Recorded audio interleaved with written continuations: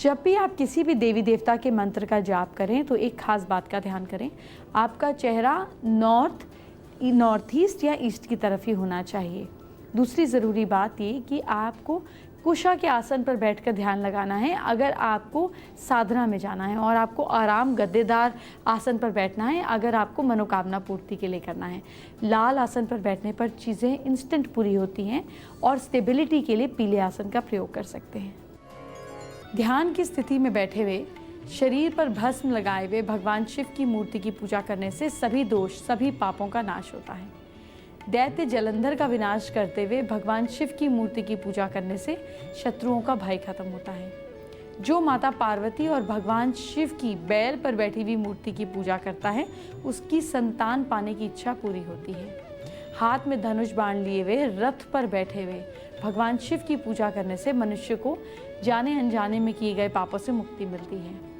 भगवान शिव की 3 पैरों, 7 हाथों और 2 सिरों वाली मूर्ति, जिसमें भगवान शिव अग्नि स्वरूप हैं, ऐसी मूर्ति जो अग्नि अर्चना के लिए काम आती है, घर में नहीं रहनी चाहिए। देखिए, ये आपका शुक्र पर्वत होता है, अंगूठे के नीचे वाला हिस्सा। यहाँ पर तिल होने से इंसान के विचारों की पवित्रता खत्म हो सकती है। जिन लोगों की हथेली में चंद्र पर्वत पर तिल होता है, यानी कि इस एरिया पर अगर तिल होता है, तो पानी, तालाब, कुएं, समुद्र से सावधान रहना चाहिए। इन लोगों के शादी में भी देर हो सकती है। अगर गुरु पर्वत पर तिल होता है, यानी कि यहाँ पर तिल होता है, तो फिर ऐसे में शादी में परेशानियाँ आती हैं, किसी भी काम में उचित सफलता प्राप्त नहीं हो पाती है। शनि पर्वत मिडिल फिंगर के नीचे तिल होने से शादी में दिक्कत आती है, वैवाहिक जीवन में भी सेटिस्फैक्शन नहीं होती।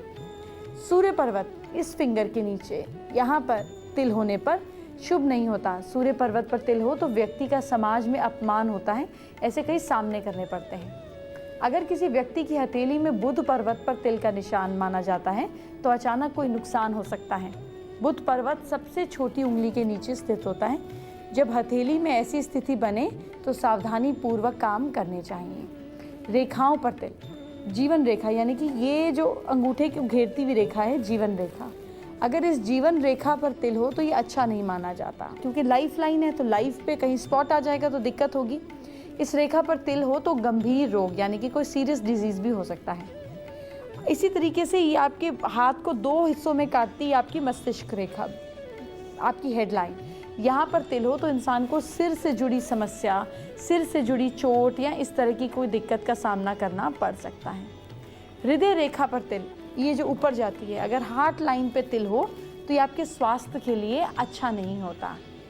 भाग्य रेखा जो यूं हाथ को डिवाइड करती है, मिडिल फिंगर वाली, यहाँ पर तिल हो तो भाग्य का साथ नहीं मिल पाता। ऐसे में कड़ी मेहनत करनी पड़ती है, लेकिन आशा अनुरूप फल प्राप्त नहीं हो पाते हैं। अगर शादी की रेखा इस तरफ कहीं पर तिल है तो शादी में देरी हो सकती है, शादी में डिले हो सकता है। वैवाहिक जीवन में भी परेशानियों का सामना करना पड़ सकता है। फेसबुक पर पूनम भक्कर ने हमारे साथ में अपनी प्रॉब्लम शेयर की है। देखिए, पूनम बच्चे के गुस्से को शांत करने के लिए और पढ़ाई में सक्सेस के उपाय जानना चाहती हैं।